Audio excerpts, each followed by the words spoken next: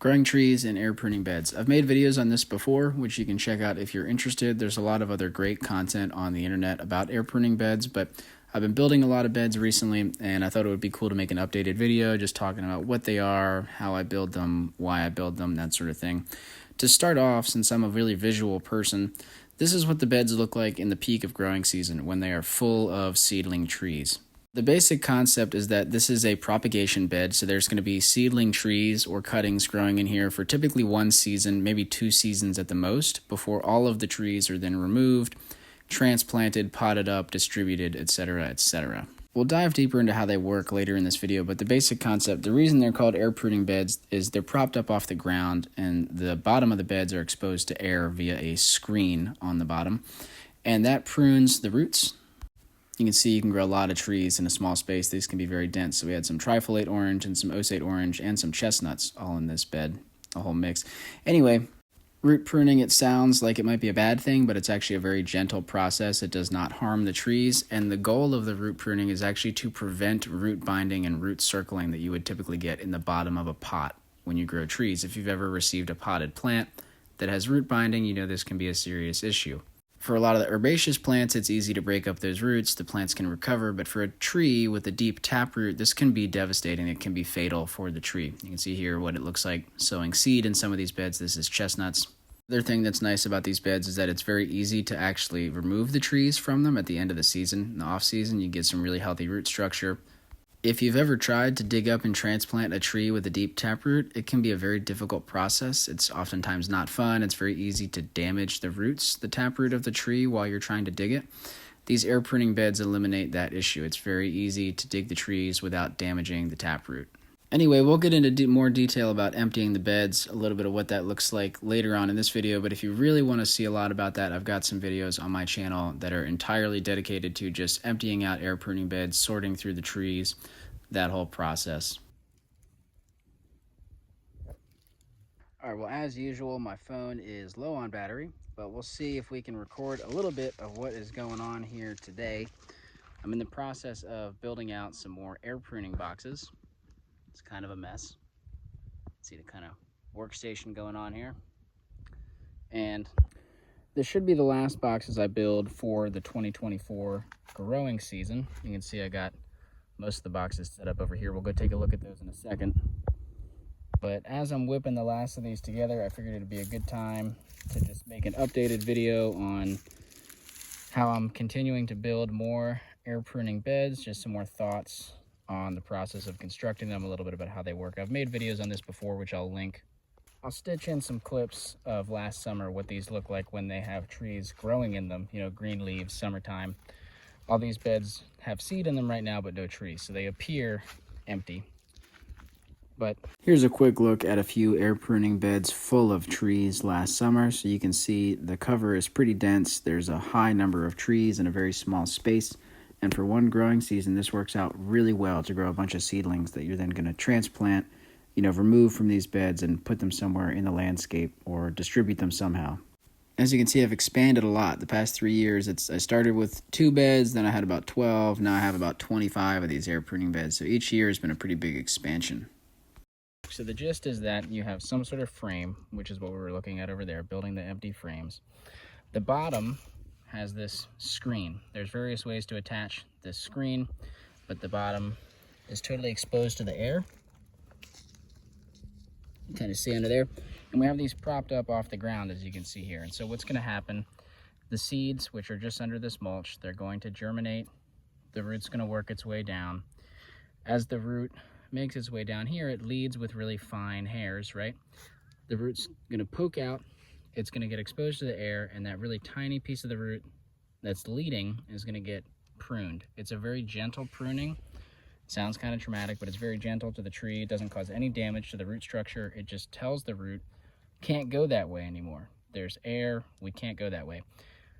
Then the root knows, okay, I have to put energy into horizontal root structures.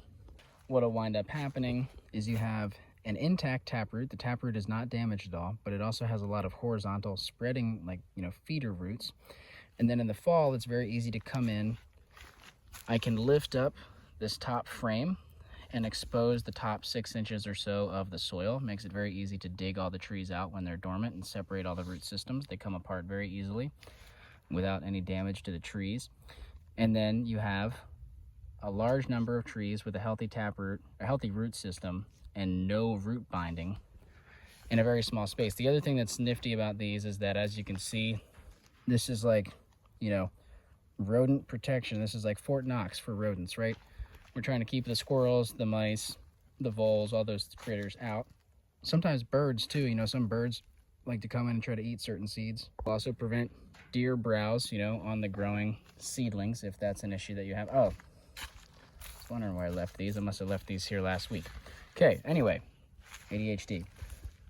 For those of you who have been following the channel for a while, you might recognize this clip, but this was earlier this winter digging up some black walnut trees from these air pruning boxes, and you can see with just a little bit of digging work, you know, I've removed the top frame and loosened the soil, and these trees come out really easily. And you can see there's a nice intact taproot with good horizontal feeder roots. So really healthy root structure, very easy to remove these trees from the beds. You just loosen the soil a little bit, shake them off. It's important to get them hydrated. That's why I'm sticking them in a bucket of water, and then these will either get transplanted or distributed to the nursery, so forth and so on. Removing trees from the beds this way is very pleasant compared to digging them up in the ground. That's the basic gist. A lot of you have probably heard me give this spiel before. It's the root pruning prevents root circling, promotes a healthy taproot, a healthy root structure, just the general structure of the boxes themselves, prevent rodents from getting after your seed.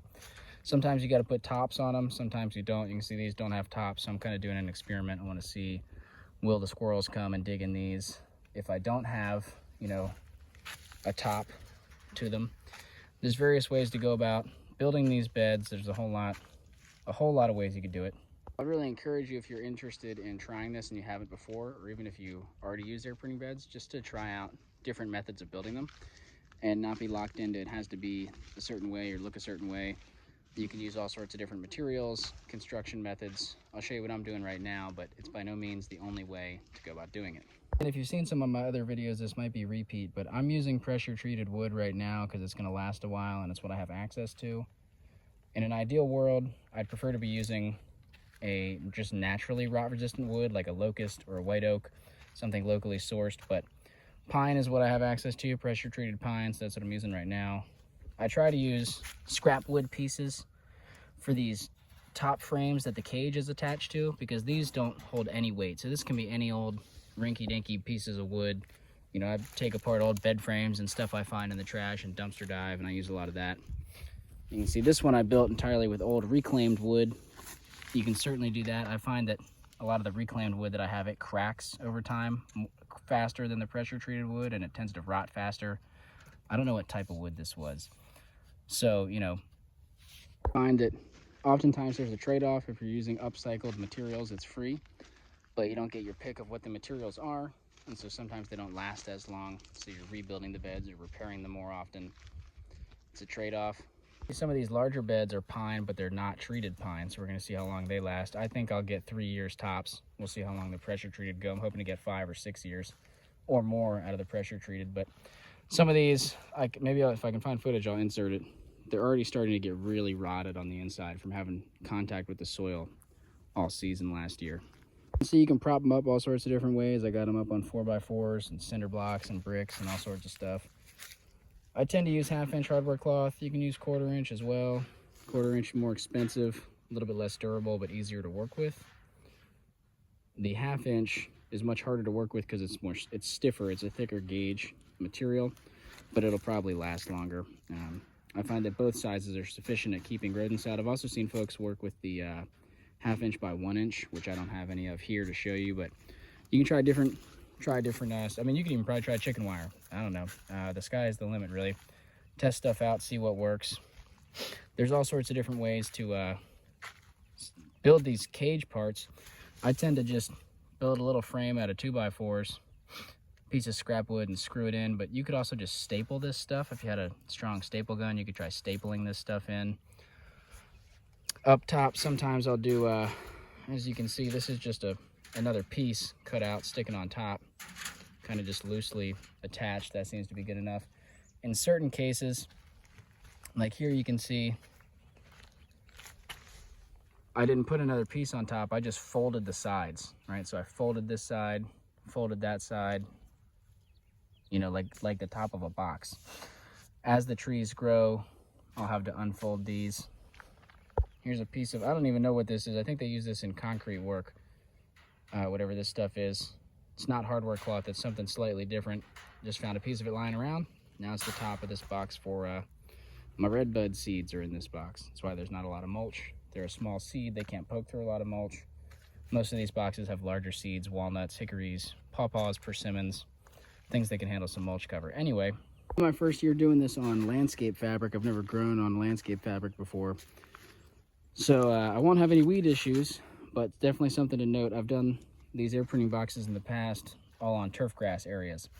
And what I notice is that when they're on the grass, I like to have them propped up really high up so that there's no risk of grass rhizomes or weeds poking through the bottom of the box. That could be an issue. It's like a worm down here. How did you get down here? What are you doing, dude? Where did you come from? I'm so confused. Worms are really sensitive to sunlight. Just plop them under here.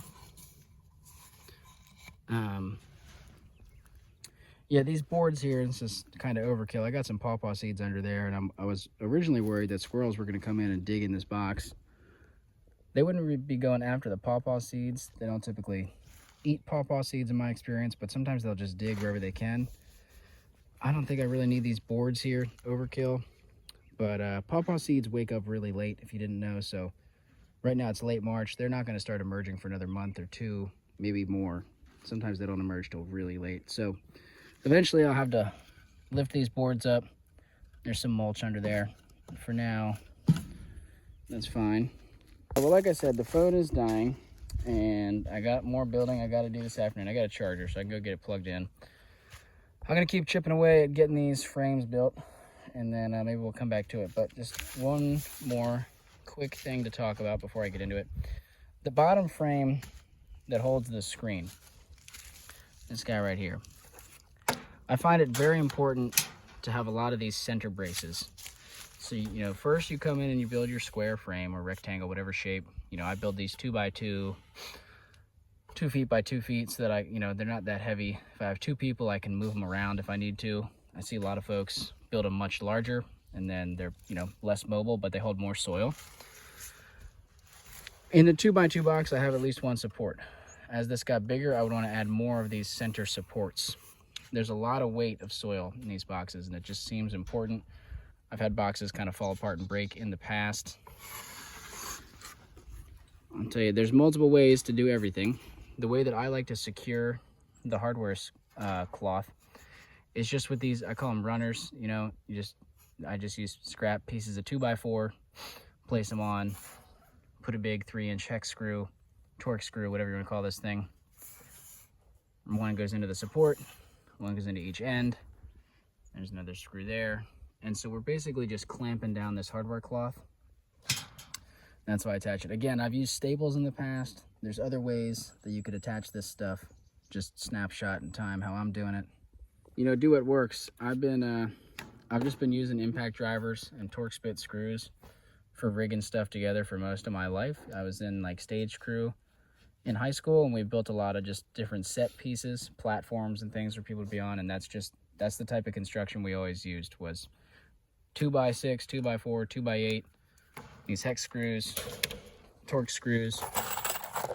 I like these. They're much easier to use than a Phillips. They don't strip out as easily.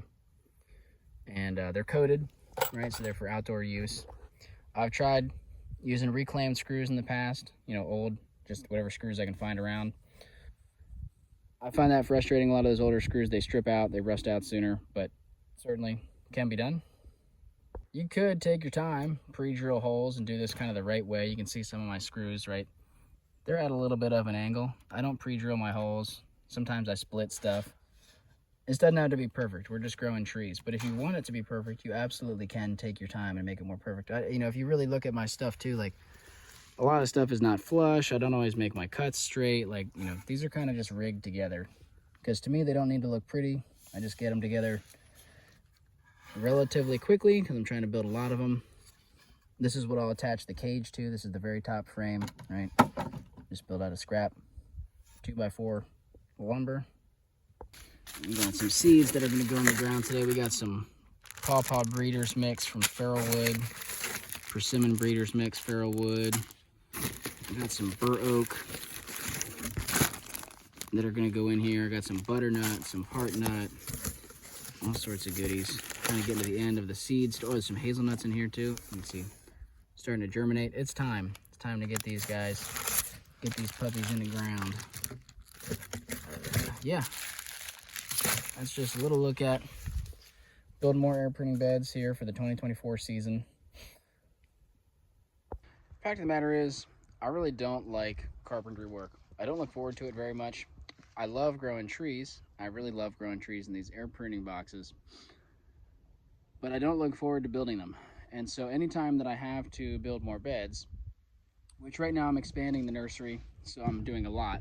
Typically this is not something that takes up the majority of my time, but right now while I'm expanding the nursery, I'm building a lot, and then, you know, it's kind of every year you build a few new ones or repair a few old ones. It kind of becomes more of a maintenance thing and less of a setup infrastructure type thing. But anyway, I don't look forward to it.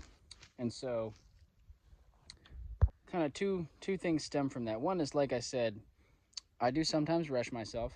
I don't care if they're not perfect looking. I don't care if things aren't fully flush. I don't care about pre-drilling my holes and all that sort of crap. I do care about making them built to last. And I guess another aspect of that is, in my past, I did get an engineering degree. Didn't like it. It's a story for another time, maybe. I don't know how I got through school, but I did. Graduated, wanted nothing to do with that, so got a job in construction management, was on a lot of highway projects. And so, you know, that's an intense environment. You really try to build things to last, you know, just, you're building massive stuff. And that mentality of building things to last, of building things just to handle abuse, right? Just knowing that your tools, you know, everything is going to be abused in that construction environment, so things have to be tough. Combined with, like, I don't want to rebuild these boxes any sooner than I have to. So my material choices and my construction style for these things is maybe a little bit overkill, you know. Sometimes I'll use extra screws that I probably didn't need. Did I need 2 screws right there? I don't know, probably not. Did I need 3 bottom supports and that 1 middle support? Is that overkill for this little 2x2 box? Maybe. But I want these things to really hold together, handle a lot of weight of soil for many years, you know, as long as possible, so that I don't have to spend all my time rebuilding these. So I don't know, that's just, you know, maybe that's helpful to you guys out there if you don't have carpentry skills, or if you're like me and you don't really enjoy carpentry. I would say I don't have a ton of carpentry skills either. I can kind of slap some stuff together. I wouldn't say I'm all that skilled at it. But it works for me and I'm happy with it. And for those of you that are really into carpentry, I'm sure you guys can make some boxes that both look really excellent and also are super functional. And I definitely celebrate that. It's not something that I'm able to do, but I celebrate it. We each have our different, you know, things that we're good at and that we enjoy, and that's why community is so important. Air printing beds are cool because I think anybody with any level of skill can put them together and make them functional. But for me, this would be a lot more pleasant if I had a carpenter in my community who I could do some sort of either paid or some sort of work trade to kind of help get a lot of these boxes built. In the future, that's something I'll explore. I'm still building out community out here, getting to know people. I'm new to the area, so all that is to come. But for now, this will do. All right, so I'm a visual learner, and for me, it was important in this video to have some sort of footage of all stages of the air printing bed. So what they look like empty, then filled up with, you know, leaf compost and soil. I've showed a little bit of what they look like with trees in them and removing the trees, and then this is what it looks like to actually plant them out with seed. These are black walnuts going in, and I want to talk about some of the nuances of filling these beds up with seed or sowing seed. So first of all, and I've touched on this in other videos, spacing is kind of a big deal. You know, there's a lot of wiggle room with spacing in these beds. You can space things really far apart. You know, you could have several inches between each seed, and then the resulting trees are going to grow very, very large in their first year. I kind of like a happy medium, as you're seeing here, where the seeds are pretty close together, but they're not touching. There's a little bit of space in between each seed, and This ensures that I will probably have good germination rates and the trees will grow to a reasonable size, but they won't be limited by competition. On the other end of the spectrum, you can sow the seeds incredibly dense to where they're touching each other, almost on top of each other, kind of like if you threw down a mulch that was entirely made of seeds. I have done that in the past, sown really dense. That works. At that point, there seems to be some amount of competition amongst the trees, and the trees seem to be a little bit smaller than if you give them a little bit more space in between the seeds. You can see a germinated black walnut here. Anyway, if you want a lot of really, really small trees that you're maybe going to pot up the following year, maybe that's something that works for you. But like I said, I prefer middle of the road most of the time. It's a little bit different for each species. Another thing that, again, I've talked about before is with black walnuts, I experience this a lot, but any tree seed can do this. The whole sprouting in storage can become an issue. When you're planting trees from seed, there's one of two options. You can either gather the seed and plant it into an air pruning bed immediately, or you can store it. Typically over the winter period, you might be storing the seeds to stratify them. I've got more on that in other videos, but a lot of these tree seeds need to experience wintertime conditions, and so I will store them in buckets outside or in bags in the fridge. And there's always a possibility for the seed to germinate early before you go to plant them. So I tend to experience this a lot with black walnuts. They want to germinate for me end of February, early March, and oftentimes I'm not planting them until early to mid-March. Once that sprout comes out of the root and gets a certain length, it's very easy to damage them. So I'm moving towards more fall planting in my climate. That seems to work better for me. It's easier than storing the seed. Here's a bed of pawpaw seed being planted out. You can observe this is the density that I'm trying this year, and I'll report back and see how that goes. This is bitternut hickory getting planted out into some of these beds. Chestnut is another one that I've had germinate in storage rather frequently, so it's just something to watch out for. Ultimately, no matter how much fall planting I do, I'm sure I will always store some tree seed over winter, and so it's just something to always keep an eye out for, is be checking on your seed throughout winter storage. If you have seed right now that you haven't planted out yet, it's a good reminder to check on it. We're into spring now and things are waking up. But so that's a little bit about how I build air pruning beds, kind of why I build them, what they look like. And if you have any questions, definitely please ask. Let me know if you have any, if you want to share how you build them, that sort of stuff. There's a lot of different ways to go about this, and I think we have a lot that we can learn from each other. Won't be long now, and these should be overflowing with green.